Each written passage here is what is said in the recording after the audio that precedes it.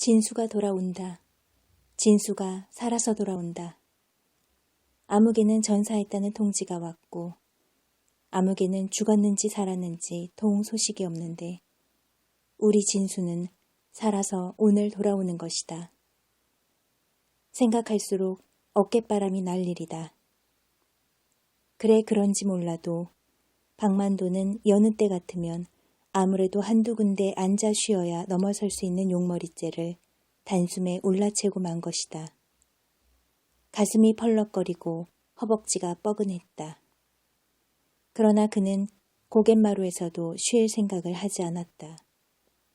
들 건너 멀리 바라보이는 정거장에서 연기가 물씬물씬 피어오르며 삐익 기적소리가 들려왔기 때문이다.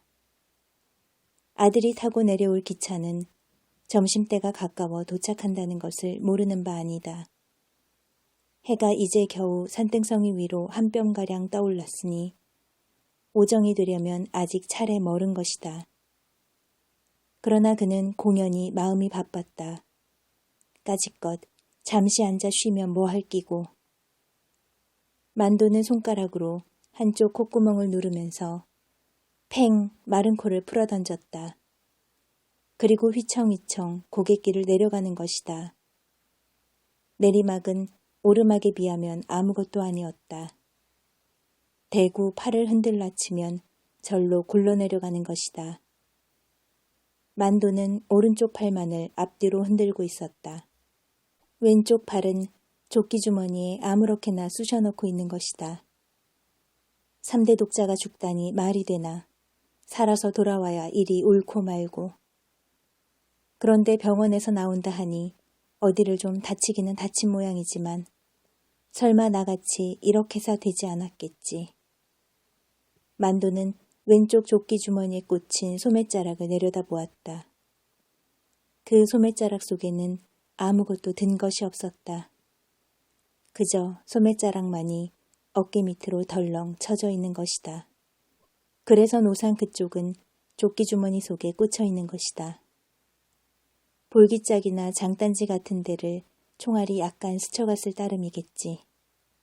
나처럼 팔뚝 하나가 몽땅 달아날 지경이었다면 그 엄살스런 놈이 견뎌냈을 턱이 없고 말고. 슬며시 걱정이 되기도 하는 듯 그는 속으로 이런 소리를 주워 삼겼다. 내리막길은 빨랐다. 벌써 고갯마루가 저만큼 높이 쳐다보이는 것이다. 산모퉁이를 돌아서면 이제 들판이다. 내리막길을 쏘아 내려온 기운 그대로 만도는 들길을 쟁걸음 쳐나가다가 개천뚝에 이르러서야 걸음을 멈추었다. 외나무 다리가 놓여있는 조그마한 시냇물이었다. 한여름 장마철에 들어설라 치면 배꼽이 묻히는 수도 있었지만은 요즘하겐 무릎이 잠길 듯 말 듯한 물인 것이다.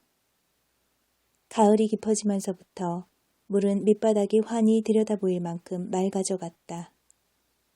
소리도 없이 미끄러져 내려가는 물을 가만히 내려다보고 있으면 절로 이촉이 시려온다. 만도는 물기슭에 내려가서 쭈그리고 앉아 한 손으로 구이춤을 풀어 헤쳤다. 오줌을 찌익 갈기는 것이다.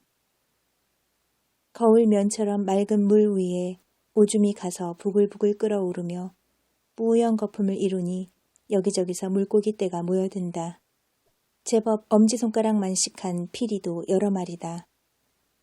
한 바가지 잡아서 회쳐놓고 한 잔 쭉 들이켰으면 군침이 목구멍에서 꿀꺽했다. 고깃대를 향해서 마른 코를 팽팽 풀어던지고 그는 외나무 다리를 조심히 디뎠다. 길이가 얼마 되지 않는 다리였으나 아래로 몸을 내려다보면 제법 아찔했다. 그는 이 외나무 다리를 벅 조심한다. 언젠가 한번 읍에서 술이 꽤 되어가지고 흥청거리며 돌아오다가 물에 굴러떨어진 일이 있었던 것이다. 지나치는 사람이 없었기에 망정이지 누가 보았더라면 큰 웃음거리가 될 뻔했었다. 발목 하나를 약간 접쳤을 뿐 크게 다친 데는 없었다. 이른 가을철이었기 때문에 옷을 벗어 2개 널어놓고 말릴 수는 있었으나 여간 창피스러운 것이 아니었다. 옷이 말짱 젖었다거나 옷이 마를 때까지 발가벗고 기다려야 한다거나 해서가 아니었다. 팔뚝 하나가 몽땅 잘려져 나간 흉측한 몸뚱이를 하늘 앞에 드러내놓고 있어야 했기 때문이었다. 지나치는 사람이 있을라 치면 하는 수 없이 물속으로 뛰어들어가서 얼굴만 내놓고 앉아 있었다. 물이 선뜩해서 아래턱이 덜덜거렸으나 오그라붙는 사타구니를 한 손으로 꽉 움켜쥐고 버티는 수밖에 없었다. 흐흐흐. 그때 일을 생각하면 지금도 곧 웃음이 터져 나오는 것이다. 하늘로 쳐들린 콧구멍이 연방 벌름거렸다. 개천을 건너서 논두렁길을 한참 부지런히 걸어가노라면 읍으로 들어가는 한 길이 나선다. 도로변에 먼지를 부옇게 덮어쓰고 도사리고 앉아있는 초가집은 주막이다. 만도가 읍내 나올 때마다 한 번씩 들르곤 하는 단골집인 것이다. 이 집 눈썹이 짙은 여편네와는 예사로 농을 주고받는 사이다. 술방 문턱을 들어서며 만도가 서방님 들어가신다 하면 여편네는 아이 문둥아 어서 오너라 하는 것이 인사처럼 되어 있었다. 만도는 여간 언짢은 일이 있어도 이 여편네의 궁둥이 곁에 가서 앉으면 속이 절로 쑥 내려가는 것이었다. 주막 앞을 지나치면서 만도는 술방문을 열어볼까 했으나 방문 앞에 신이 여러 켤레 널려 있고 방 안에서 웃음소리가 요란하기 때문에 돌아오는 길에 들르기로 하였다.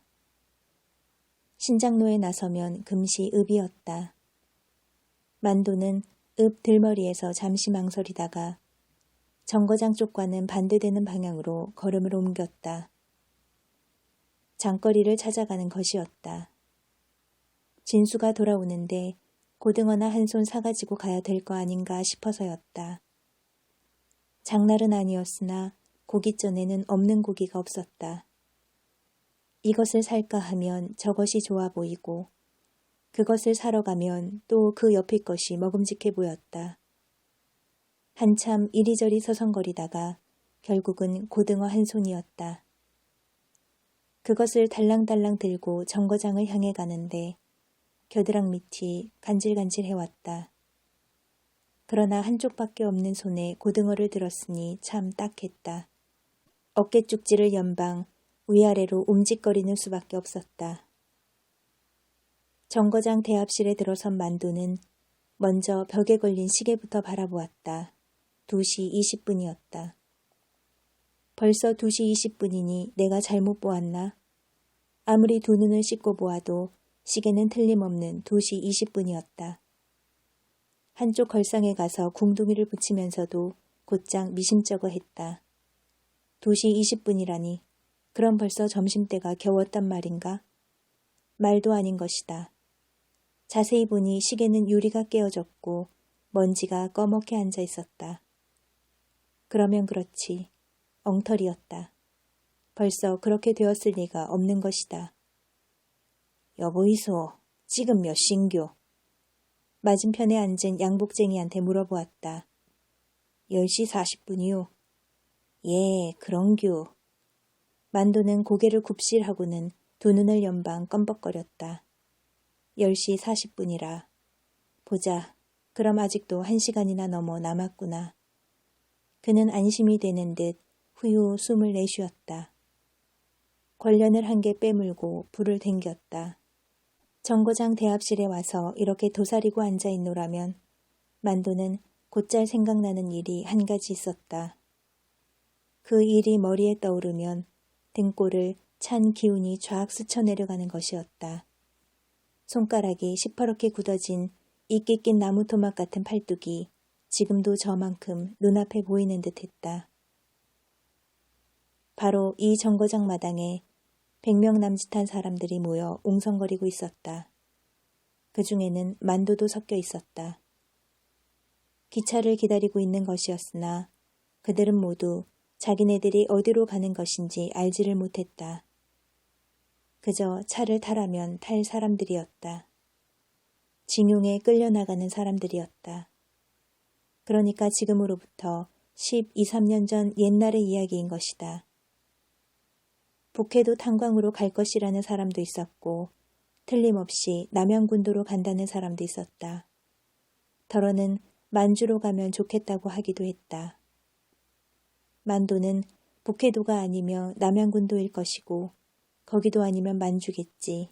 설마 저희들이 하늘 밖으로야 끌고 가겠느냐고 아무렇지도 않은 듯이 그 들창코로 담배 연기를 푹푹 내뿜고 있었다.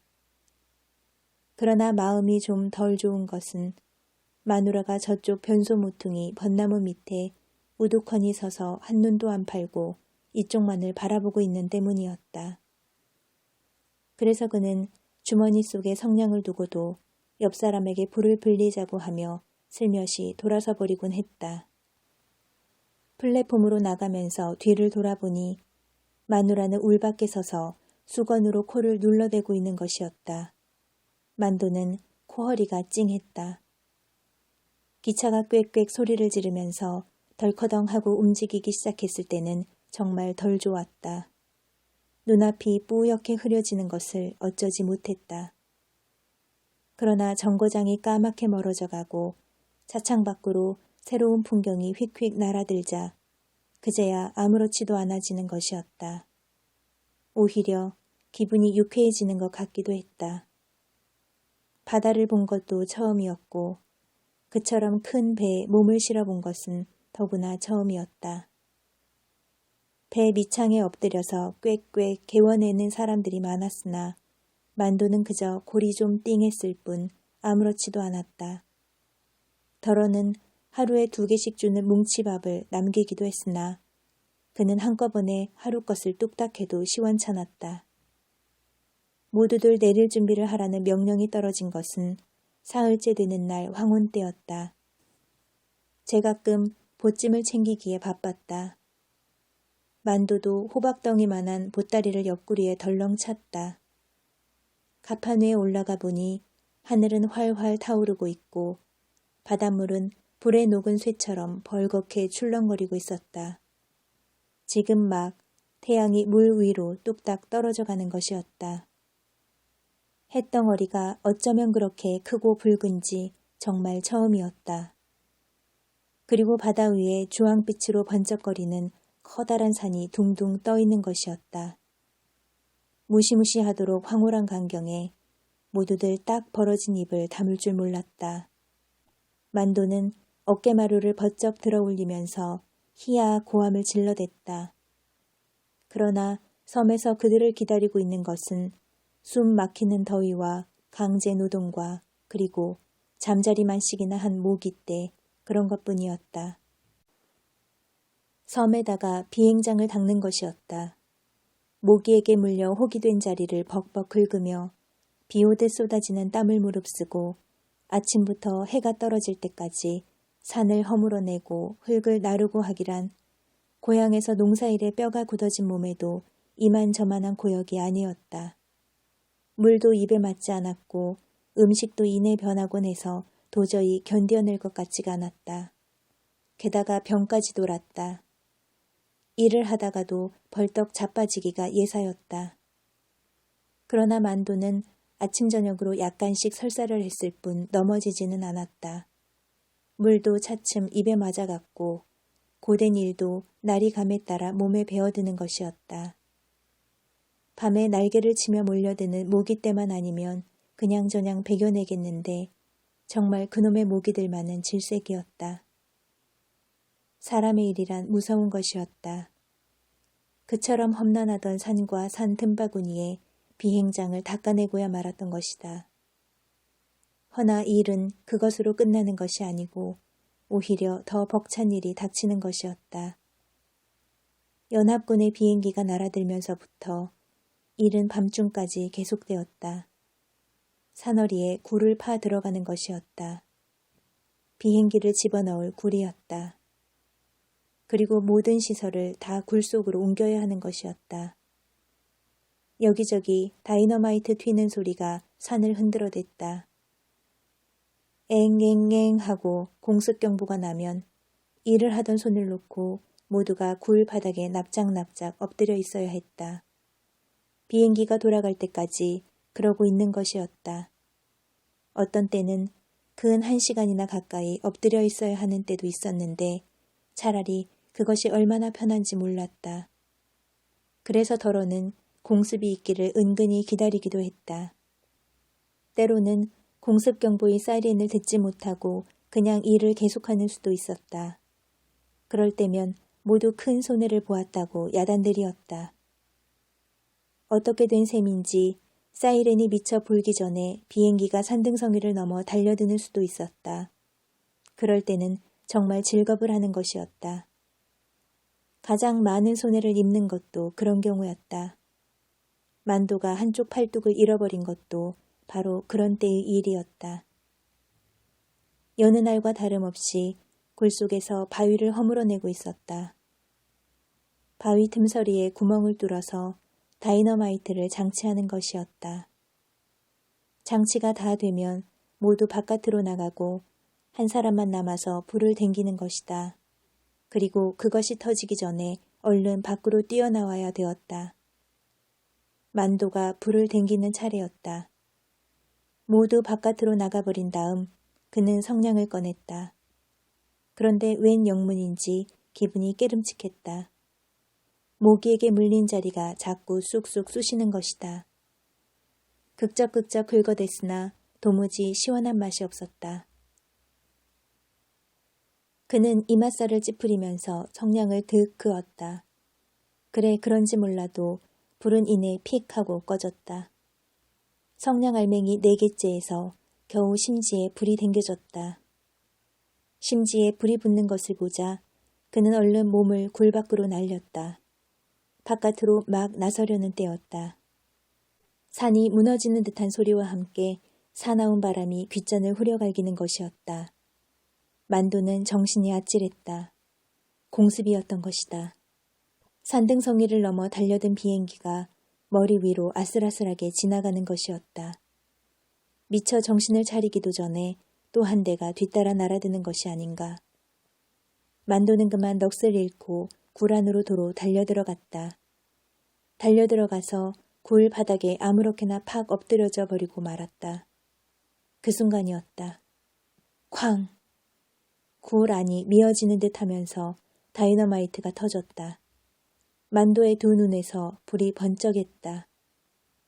만도가 어렴풋이 눈을 떠보니 바로 거기 눈앞에 누구의 것인지 모를 팔뚝이 하나 아무렇게나 던져져 있었다.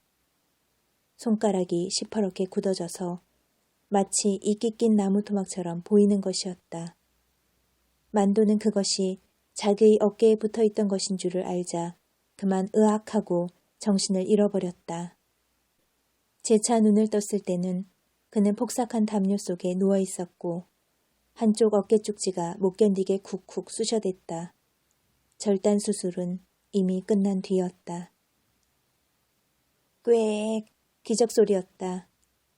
멀리 산모퉁이를 돌아오는가 보다. 만도는 앉았던 자리를 털고 벌떡 일어서며 옆에 놓아두었던 고등어를 집어들었다. 기적소리가 가까워질수록 그의 가슴은 울렁거렸다. 대합실 밖으로 뛰어나가 플랫폼이 잘 보이는 울타리 쪽으로 가서 발돋움을 하였다. 째랑째랑하고 종이 울리자 잠시 후 차는 소리를 지르면서 달려들었다. 기관차의 옆구리에서는 김이 픽픽 풍겨나왔다. 만도의 얼굴은 바짝 긴장되었다. 시커먼 열차 속에서 꾸역꾸역 사람들이 밀려나왔다. 꽤 많은 손님이 쏟아져 내리는 것이었다. 만도의 두 눈은 곧장 이리저리 굴렀다. 그러나 아들의 모습은 쉽사리 눈에 띄지 않았다. 저쪽 출찰구로 밀려가는 사람들의 물결 속에 2개의 지팡이를 의지하고 절룩거리며 걸어나가는 상위 군인이 있었으나 만도는 그 사람에게 주의를 기울이지는 않았다. 기차에서 내릴 사람은 모두 내렸는가 보다. 이제 미처 차에 오르지 못한 사람들이 플랫폼을 이리저리 서성거리고 있을 뿐인 것이다. 그놈이 거짓으로 편지를 띄웠을 리는 없을 건데 만도는 자꾸 가슴이 떨렸다. 이상한 일이다 하고 있을 때였다. 분명히 뒤에서 아버지! 부르는 소리가 들렸다. 만도는 깜짝 놀라며 얼른 뒤를 돌아보았다. 그 순간 만도의 두 눈은 무섭도록 크게 떠지고 입은 딱 벌어졌다. 틀림없는 아들이었으나 옛날과 같은 진수는 아니었다. 양쪽 겨드랑이에 지팡이를 끼고 서 있는데 스쳐가는 바람결에 한쪽 바짓가랑이가 펄럭거리는 것이 아닌가.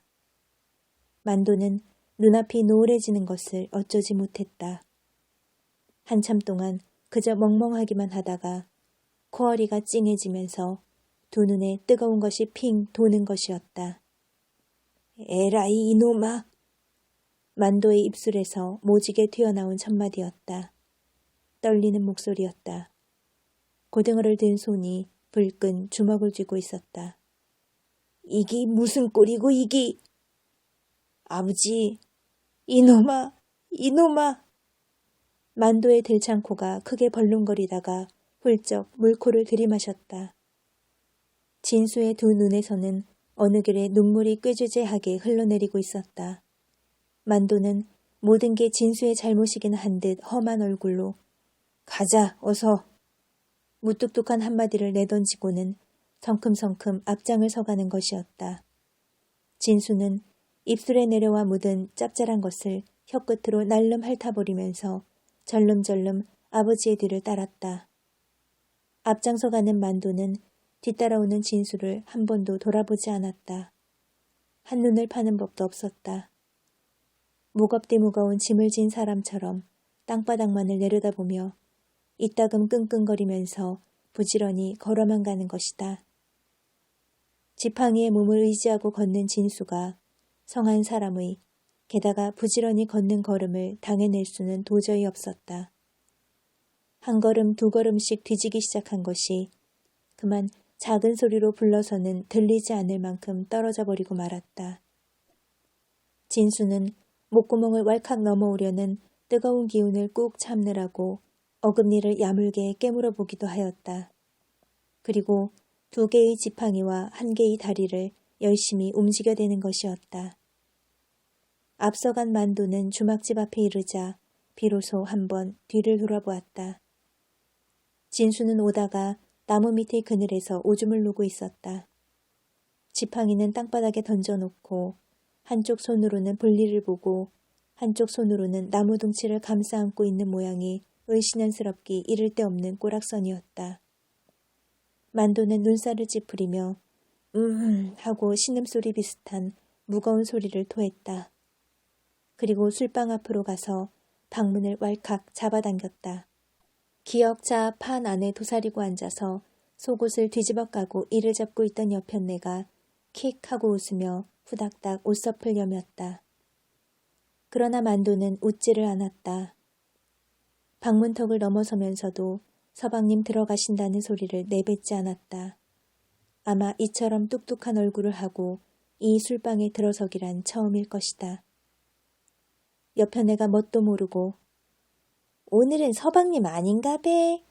하고 킬킬 웃었으나 만도는 또 무서운 신음소리를 했을 뿐 도시 기분을 내지 않았다. 기역자 판 앞에 가서 쭈그리고 앉기가 바쁘게 빨리 재촉을 하였다. 하따나 어지간히도 바쁜가 배? 빨리 곱빼기로 한 사발 달라니까구마. 오늘은 와이카노. 여편네가 쳐주는 술사발을 받아들며 만도는 휴 하고 숨을 크게 내쉬었다. 그리고 입을 얼른 사발로 가져갔다. 꿀꿀꿀 잘도 넘어가는 것이다. 그 큰 사발을 단숨에 비워버리고는 도로 여편네 눈앞으로 불쑥 내밀었다. 그렇게 거들빼기로 석잔을 해치우고사 으윽 하고 개트림을 하였다. 여편네가 눈을 휘둥그레 가지고 혀를 내둘렀다. 빈속에 술을 그처럼 때려 마시고 보니 금세 눈두덩이 확확 달아오르고 귓부리가 발갛게 익어갔다. 술기가 얼큰하게 돌자 이제 좀 속이 풀리는 성 싶어 방문을 열고 바깥을 내다보았다. 진수는 이마에 땀을 척척 흘리면서 저만큼 오고 있었다. 진수야! 버럭 소리를 질렀다. 이리 들어와 보래! 진수는 아무런 대꾸도 없이 어기적 다가왔다. 다가와서 방문턱에 걸터 앉으니까 여편네가 보고 방으로 좀 들어오이소 하였다. 여기 조심더. 그는 수세미 같은 손수건으로 이마와 코 언저리를 아무렇게나 훔친다. 마, 아무 데서나 묵어라. 저 국수 한 그릇 말아주소. 야, 곱빼기로 잘 좀. 참지름도 치소. 알았는교? 야. 여편네는 코로 희죽 웃으면서 만도의 옆구리를 살짝 꼬집고는 소쿠리에서 삶은 국수 2뭉텅이를 집어들었다. 진수가 국수를 홀홀 끓어넣고 있을 때 여편네는 만도의 귓전으로 얼굴을 살짝 갖다 댄다. 아들이가? 만도는 고개를 약간 앞뒤로 끄덕거렸을 뿐 좋은 기색을 하지 않았다. 진수가 국물을 훌쩍 들이마시고 나자 만도는 한 그릇 더 묵을래? 하였다. 아니 예. 한 그릇 더 묵지 와. 고만 묵을럽니더. 진수는 입술을 싹 닦으며 푸시시 자리에서 일어났다. 주막을 나선 그들 부자는 논두렁길로 접어들었다. 아까와 같이 만도가 앞장을 서는 것이 아니라 이번에는 진수를 앞세웠다. 지팡이를 짚고 찌긋뚱 앞서가는 아들의 뒷모습을 바라보며 팔뚝이 하나밖에 없는 아버지가 느릿느릿 따라가는 것이다. 손에 매달린 고등어가 대고 달랑달랑 춤을 추었다. 너무 급하게 들이마셔서 그런지 만도의 뱃속에서는 우글우글 술이 끓고 다리가 휘청거렸다. 콧구멍으로 더운 숨을 훅훅 내불어 보니 정신이 아른해서 역시 좋았다. 진수야. 예. 니 우째다가 그래 됐노? 전쟁하다가 일이 안 되십니꼬. 수류탄 쪼가리에 맞으심도. 수류탄 쪼가리에? 예. 얼른 낫지 않고 막 썩어 들어가기 때문에 군의관이 잘라버립디더. 병원에서 예. 아버지, 와. 이래가지고 우째 살까 싶습니다. 우째 살긴 뭘 우째 살아. 목숨만 붙어있으면 다 사는 기다. 그런 소리 하지 마라. 나 봐라. 팔뚝이 하나 없어도 잘만 안 사나. 남 봄에 좀 덜 좋아서 그렇지. 살기사 와 못 살아. 차라리 아버지같이 팔이 하나 없는 편이 낫겠어 예. 다리가 없어 놓으니 첫째 걸어댕기기에 불편해서 똑 죽게 심더. 야야 안 그렇다. 걸어댕기기만 하면 뭐하노. 손을 지대로 놀려야 일이 뜻대로 되지. 그럴까 예. 그렇다니까. 그러니까 집에 앉아서 할 일은 네가 하고 나댕기며 할 일은 내가 하고 그러면 안 되겠나. 그제? 예. 진수는 가벼운 한숨을 내쉬며 아버지를 돌아보았다. 만도는 돌아보는 아들의 얼굴을 향해 지그시 웃어주었다. 술을 마시고 나면 이내 오줌이 마려워지는 것이다. 만도는 길가에 아무렇게나 쭈그리고 앉아서 고기 묶음을 입에 물려고 하였다. 그것을 본 진수는 아버지, 그 고등어 이리 주이소 하였다. 팔이 하나밖에 없는 몸으로 물건을 손에 든 채 소변을 볼 수는 없는 것이다. 아버지가 볼일을 마칠 때까지 진수는 저만큼 떨어져서 지팡이를 한쪽 손에 모아쥐고 다른 손으로 고등어를 들고 있었다. 볼일을 다 본 만도는 얼른 가서 아들의 손에서 고등어를 다시 받아든다. 개천뚝에 이르렀다. 외나무 다리가 놓여있는 그 시냇물이다. 진수는 슬그머니 걱정이 되었다.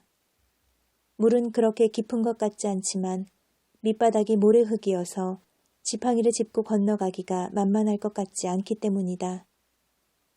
외나무 다리는 도저히 건너갈 재주가 없고 진수는 하는 수 없이 독에 퍼지고 앉아서 바짓가랑이를 걷어올리기 시작했다. 만도는 잠시 멀뚱히 서서 아들의 하는 양을 내려다보고 있다가 진수야, 그만두고 자 업자. 하는 것이었다. 업고 건너면 일이 다 되는 거 아이가. 자, 이거 받아라. 고등어 묶음을 진수 앞으로 민다. 진수는 퍽 난처해하면서 못 이기는 듯이 그것을 받아들었다. 만도는 등어리를 아들 앞에 갖다 대고 하나밖에 없는 팔을 뒤로 번쩍 내밀며 자, 어서 했다. 진수는 지팡이와 고등어를 각각 한 손에 쥐고 아버지의 등어리로 가서 슬그머니 엎였다. 만도는 팔뚝을 뒤로 돌리면서 아들의 하나뿐인 다리를 꼭 안았다. 그리고 발로 내 목을 감아야 될 끼다 했다. 진수는 무척 황송한 듯 한쪽 눈을 찍 감으면서 고등어와 지팡이를 든 두 팔로 아버지의 굵은 목덜미를 부둥켜 안았다. 만도는 아랫배에 힘을 주며 끙 하고 일어났다. 아랫도리가 약간 후들거렸으나 걸어갈 만은 했다. 외나무 다리 위로 조심조심 발을 내디디며 만도는 속으로 이제 새파랗게 젊은 놈이 벌써 이게 무슨 꼴이고 세상을 잘못 만나서 진수 네 신세도 참 똥이다 똥. 이런 소리를 주워 삼겼고 아버지의 등에 엎인 진수는 곧장 미안스러운 얼굴을 하며 낙거정 이리게 되다니 아버지도 참 복도 더럽게 없지. 차라리 내가 죽어버렸더라면 나았을 낀데 하고 중얼거렸다. 만도는 아직 술기가 약간 있었으나 용케 몸을 가누며 아들을 업고 외나무 다리를 조심조심 건너가는 것이었다. 눈앞에 우뚝 솟은 용머리재가 이 광경을 가만히 내려다보고 있었다.